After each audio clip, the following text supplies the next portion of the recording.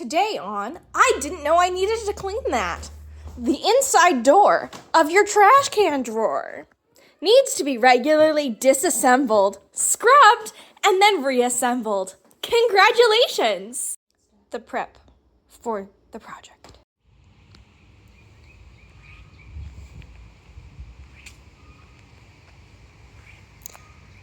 And then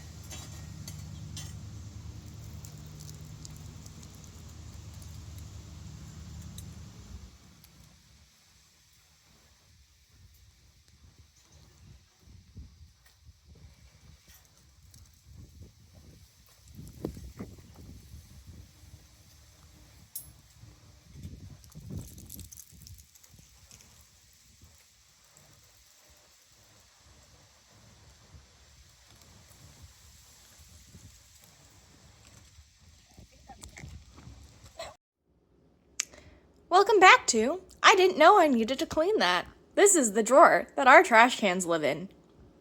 It apparently disassembles, and we have to clean all of that. The more you know.